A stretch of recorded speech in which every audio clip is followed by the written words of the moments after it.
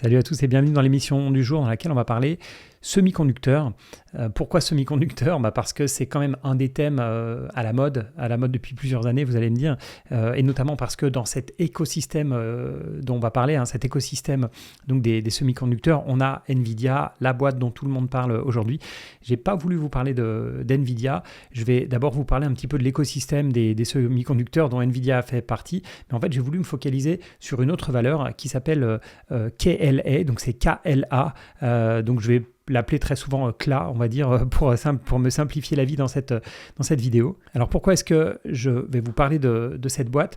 Tout simplement parce que, déjà il se trouve que je l'ai en portefeuille, que c'est l'une des de mes meilleures performances, c'est pas la meilleure, mais c'est l'une de mes meilleures performances. Et si je regarde ce qu'elle a fait cette année, c'est encore une sacrée boîte qui a fait donc sur le mois en cours 12%, qui a fait 20% sur les 3 mois, etc.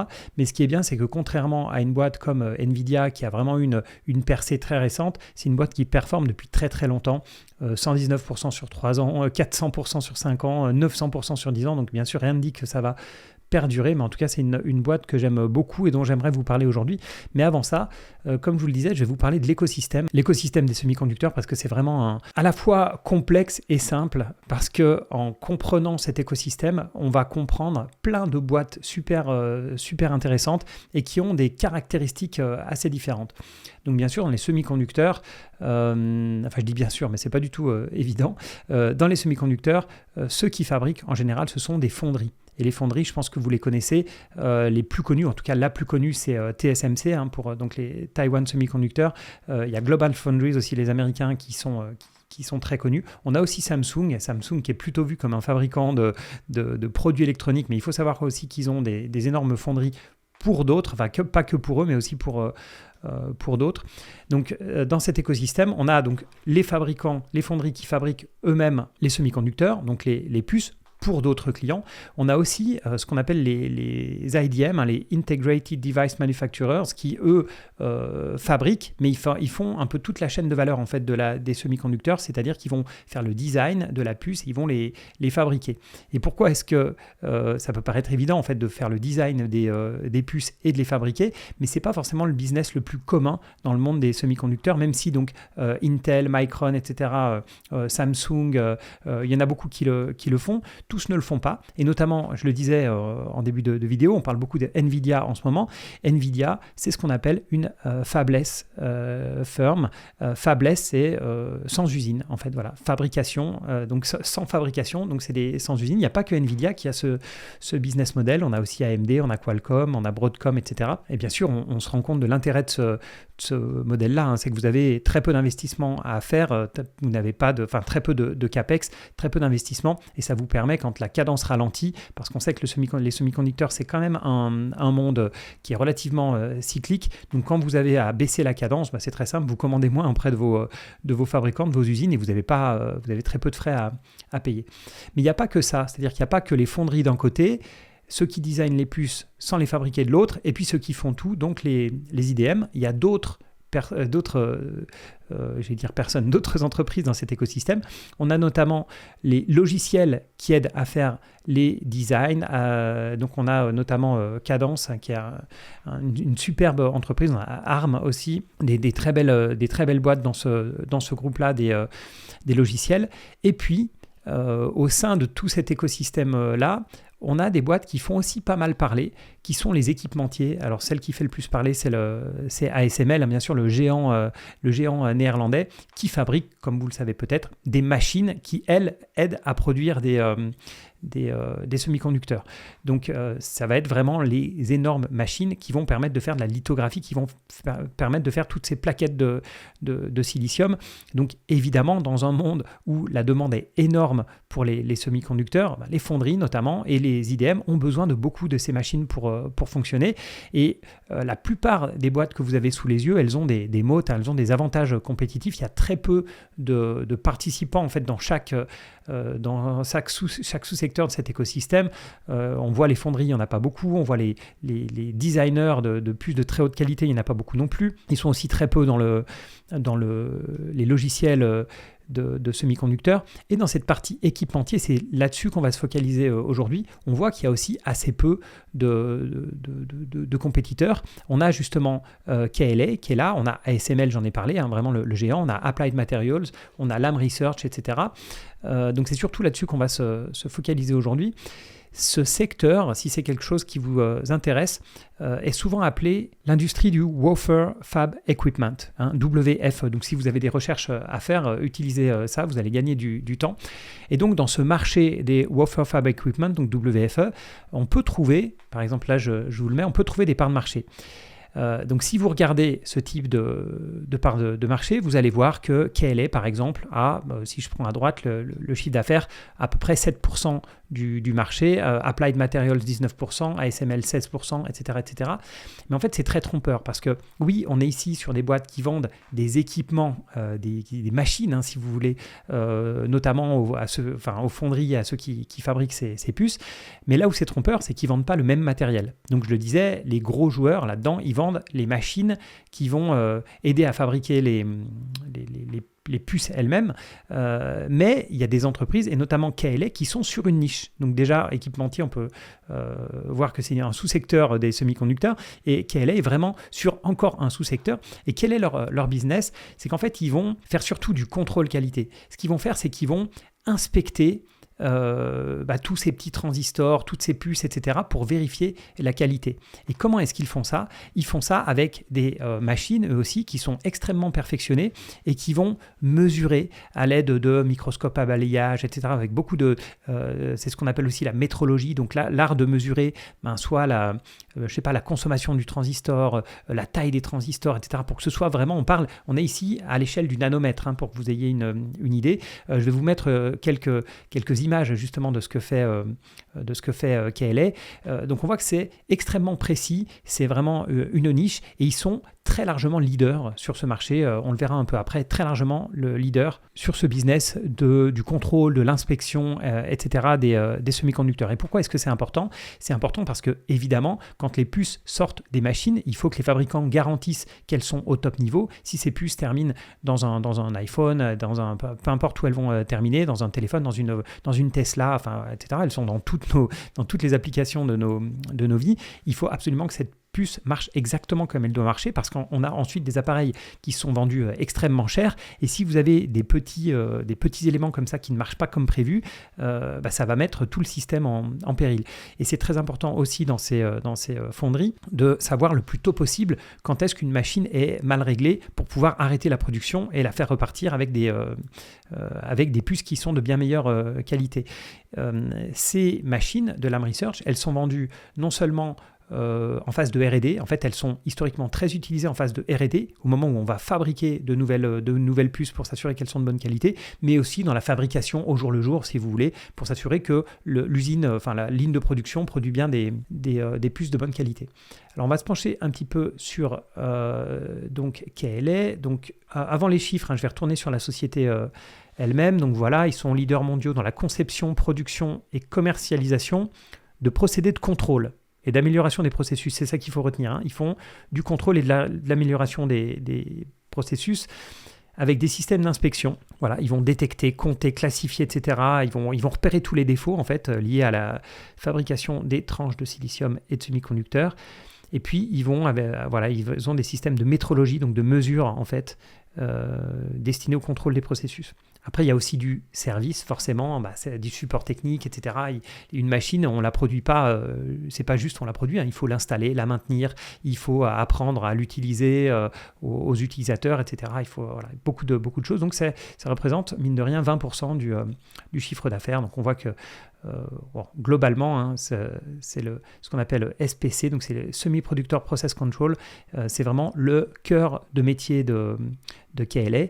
Où est-ce qu'ils vendent? Ils vendent là où sont localisés les fabricants de puces, évidemment. Ils sont très présents en Chine, ils sont très présents à Taïwan, ils sont très présents en Corée du Sud et un peu moins ensuite en Amérique du Nord, Japon, Europe, Israël. Comme vous savez que la mondialisation, suite au problème de supply chain, on va avoir beaucoup d'entreprises qui vont se construire en Amérique du Nord, qui vont se construire en Europe pour pour relocaliser en fait la production. Donc ça est probablement amené à bouger par la suite. En termes de management, on voit que c'est un management qui est en place depuis extrêmement longtemps. Le CEO, il est rentré comme ingénieur en 97 dans la boîte. Le CFO, donc le DAF, si vous voulez, le directeur administratif et financier, il est rentré en 99. Pareil pour le CTO en 97, etc. Je ne sais plus, je vous montrerai tout le team en fait, mais vous verrez qu'ils sont tous là depuis extrêmement longtemps. Alors bien sûr, moi ce que je préfère dans une boîte, c'est quand c'est encore le fondateur qui est au pouvoir ou à la limite la famille, enfin une famille bien établie qui a repris, mais si ça c'est pas disponible, ce que je préfère voir, c'est exactement ce qu'on a chez KLA, c'est-à-dire des gens qui connaissent l'entreprise par cœur, qui sont extrêmement fidèles, qui sont là depuis très longtemps, surtout que dans le cas de KLA, c'est une boîte qui est extrêmement bien gérée.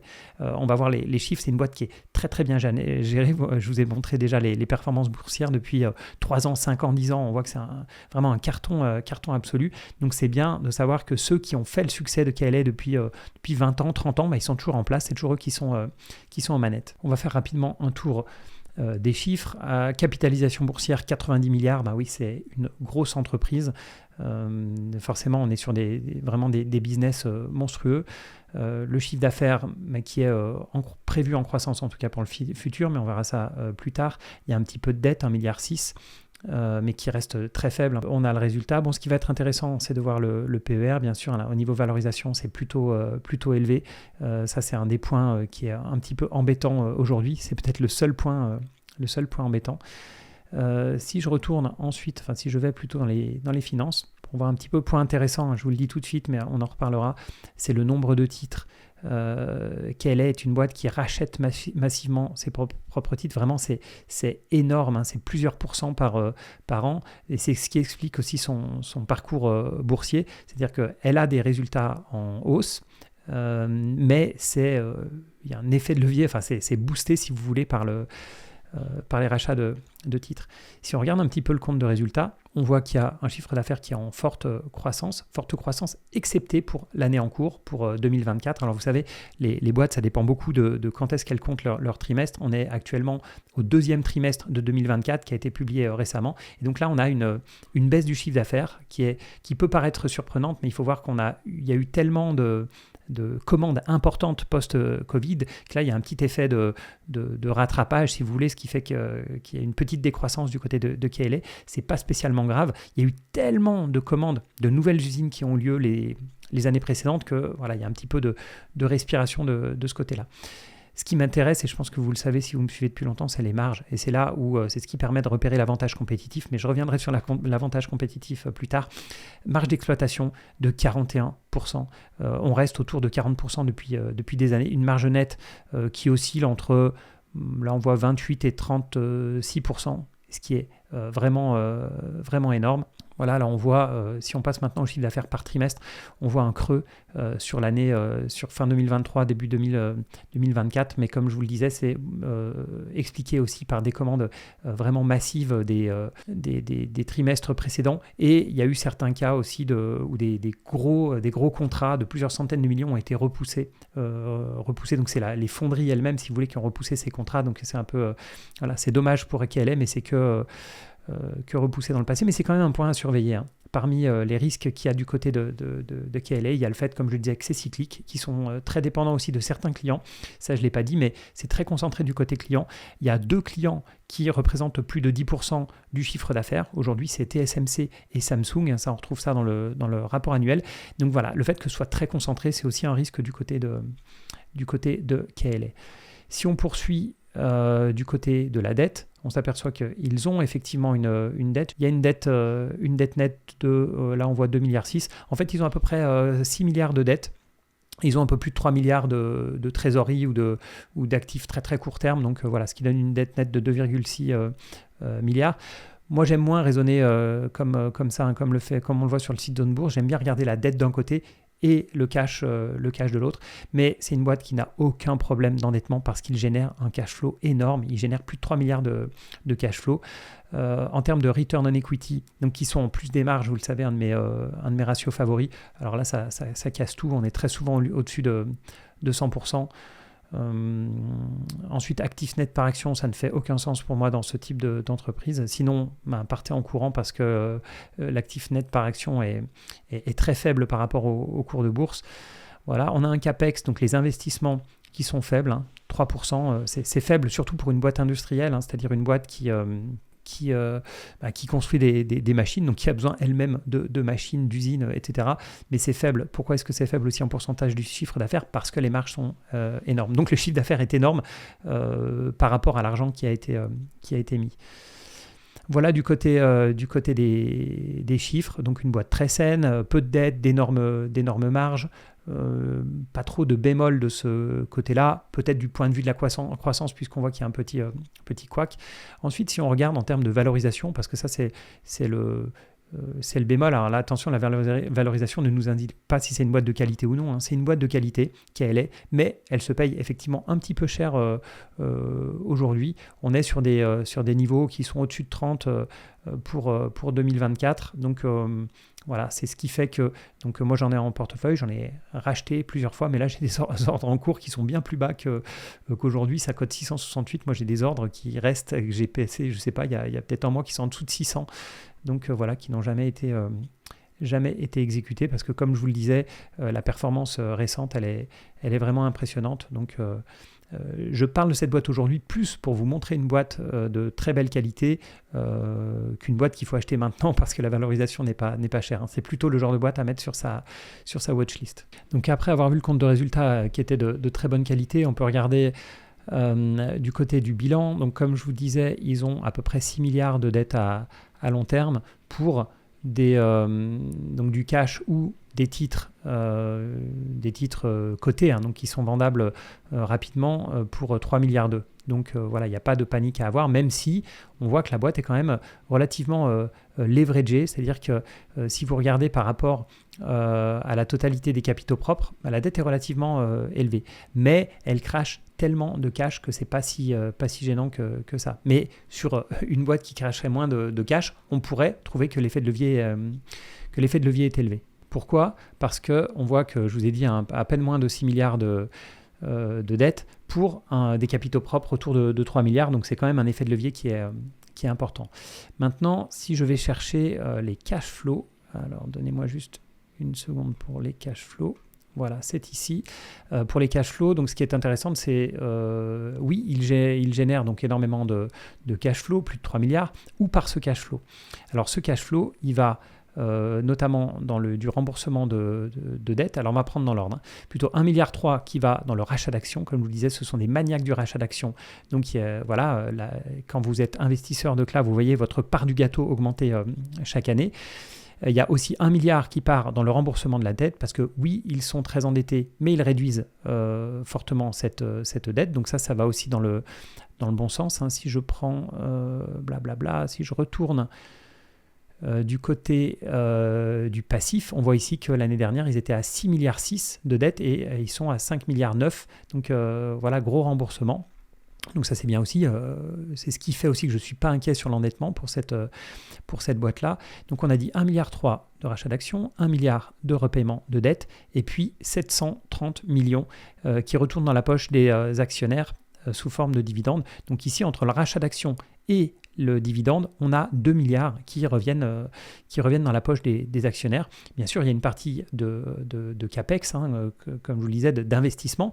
Et c'est là où on voit à quel point c'est faible. Il n'y a que 340 millions de CAPEX qui est dépensé chaque année. Donc, pour se maintenir, pour construire de nouvelles usines ou pour les maintenir à flot, etc., ils n'ont besoin que de 340 millions. C'est pour ça que je disais que c'était une boîte CAPEX light, surtout vu le business. Pour un industriel, c'est quand même des bons niveaux. Et à côté de ça, l'énorme majorité du cash va servir à se désendetter, à racheter des actions ou bien à être payé sous forme de dividendes. Donc voilà, une boîte d'une super qualité. Alors si vous n'avez pas trop l'habitude de voir des boîtes, les chiffres peuvent peut-être ne pas vous étonner, mais croyez-moi, c'est énorme pour un chiffre d'affaires pareil.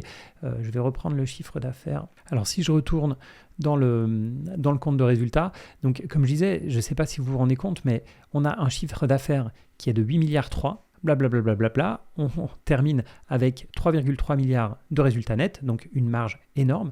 Et sur ces 3,3 milliards, on a donc une énorme partie qui revient aux actionnaires. Donc, ils arrivent à faire 8 milliards de ventes et il y a 2 milliards 3 qui reviennent dans la poche des actionnaires sous forme de rachat d'actions de dividendes et 1 milliard qui est remboursé, qui est du remboursement de dette. Donc, c'est une entreprise très, très saine. Donc, oui, c'est très endetté, mais elle reste très saine malgré tout. C'est pour ça qu'on ne peut jamais, en bourse ou en analyse financière, prendre un seul ratio et juste se dire le PER nous dit que voilà, je sais pas, elle est faiblement valorisée ou fortement valorisée. Prendre un ratio comme dette sur equity et dire elle est fortement endettée ou pas fortement endettée. Dans ce cas-là, on pourrait dire elle est fortement endettée, mais en fait, quand on regarde un petit peu ce qui se cache derrière, c'est pas le cas.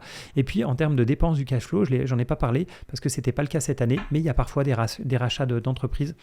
Donc il y a quelques années, voilà, ils ont eu 400, 500 millions de dollars de rachat, mais bon, ça passe comme une lettre à la poste avec ce type de cash flow. Donc ensuite, qu'est-ce que je voulais ? Oui, je voulais passer au travers de leur présentation, un Investor Day que je vous conseille, qui commence à dater un petit peu, elle a 1 an et demi, mais bon, vous savez, ça fait partie de mes documents favoris, tout ce qui est Investor Day, Analyst Presentation, etc. Si vous en trouvez sur des boîtes, même si c'est un peu vieux, utilisez-les. Donc je voulais juste discuter avec vous de quelques slides. Voilà, on peut s'arrêter 2 secondes sur celui-ci. Donc on voit l'explosion en fait du secteur des semi-conducteurs. Avant c'était uniquement sur les PC, puis c'est devenu PC mobile avec déjà des fortes augmentations. Ensuite c'est devenu PC mobile data avec toute la partie cloud. Là on est après 2016. Et puis maintenant c'est tout. C'est l'IoT, vous savez, l'internet des objets, ce sont les véhicules électriques, c'est l'intelligence artificielle, c'est la santé. Voilà, donc c'est vraiment explosion de toute la demande des puces. Alors Nvidia, c'est un peu le symbole de ça, mais il n'y a pas que Nvidia qui va profiter de ça. Qu'est-ce qu'on a d'autre ? Voilà un petit slide supplémentaire sur KLA en tant qu'entreprise. Donc elle a été fondée en 1976. Elle est en Californie, ils sont présents dans 19 pays, 13 000 employés. On l'a vu, 8 milliards, maintenant on est à quoi ? Qu'est-ce que je vous ai dit ? On est à 9 milliards de chiffre d'affaires. Et puis plus de 65% des employés qui sont qui ont soit des masters, soit des PhD, qui sont des docteurs. Donc voilà, vraiment une boîte qui est au top. Je vous parlais de...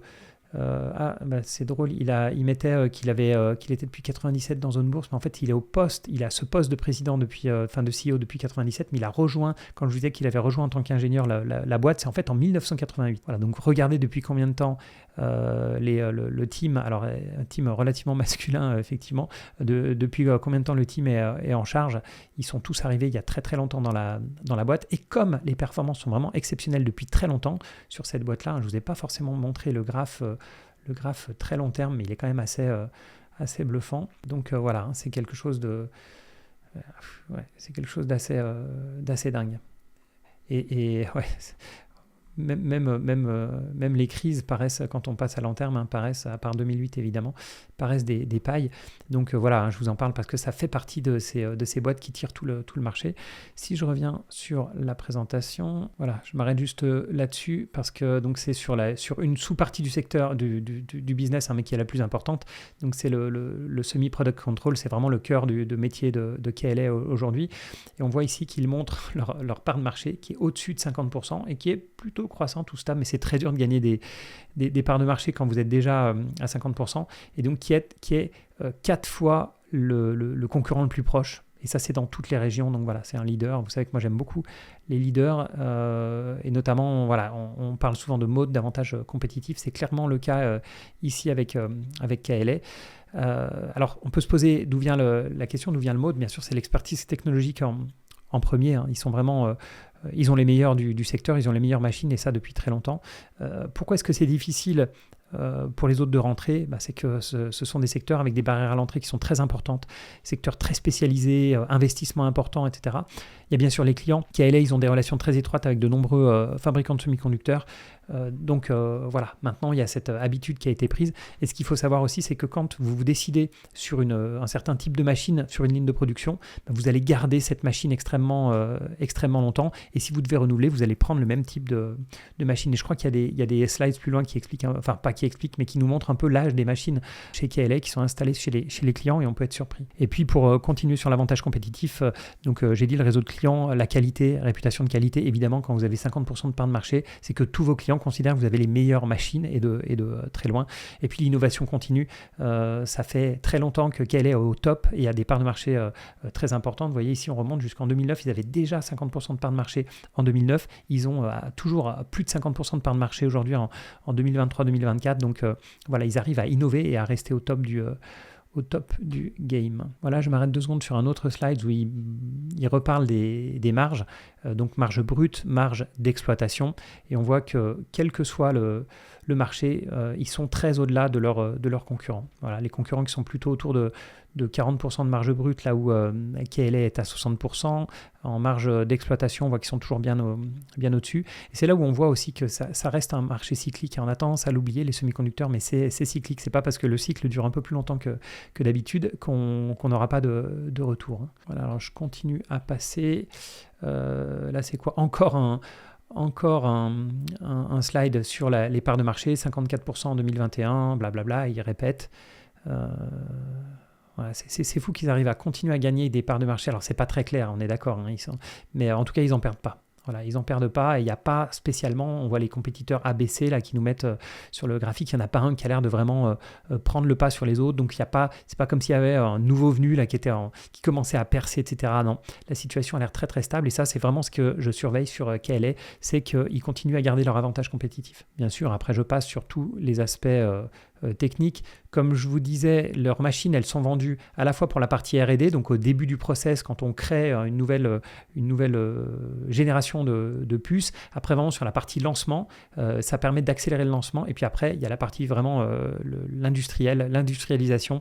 Et là aussi, ils ont besoin encore de ces machines pendant longtemps. Voilà, je m'arrête 2 secondes ici pour qu'on comprenne un petit peu l'utilité des machines de KLA. On voit qu'ils vont comparer en fait le circuit imprimé avec une référence et on voit que la référence donc elle est parfaite et on voit que parfois il y a des petits défauts et leurs machines en fait permettent de comparer la référence avec ce qui est actuellement imprimé et de spotter les petits défauts qui peuvent peut-être ralentir les futurs processus, etc. Et on voit qu'on est vraiment sur je vous disais, on est au niveau du nano, hein, donc ça demande effectivement des machines hyper précises. Donc voilà, ça explique aussi la spécificité de ce business. Hein. Voilà, donc leur machine, leur énorme machine, je ne sais pas quel est le prix individuel, mais ça ne doit pas être mal. Et c'est là aussi où on comprend que l'installation, la maintenance, etc., ça représente 20% du chiffre d'affaires. Quand on vend ce type de machine, hein, c'est pas juste une commande à Amazon et ils viennent frapper à votre porte avec la machine dans le carton. C'est vraiment des choses extrêmement complexes et puis qui demandent aussi une certaine technicité pour être utilisées. Hein. Voilà, un des derniers slides que je voulais vous montrer, c'est la durée enfin c'est pas la durée, c'est disons les machines qui sont encore installées aujourd'hui chez les clients, enfin ou à l'époque. On voit qu'il y a la classe des années 90, toutes les machines qui ont été créées, enfin qui sont sur les bases des années 90, après de 95, 2000, etc. Et on voit que les anciennes machines, déjà elles sont installé pendant encore un certain moment, puisque ça monte tout ce qui est de 90 à 95, ça continue à monter jusqu'à 2008. Même chose, tout ce qui est 95, ça continue à être installé, on va dire, encore longtemps avant de diminuer. Et surtout, on voit qu'il existe encore aujourd'hui des machines qui ont été fabriquées dans les années 90, 95, 2000, 2005, etc.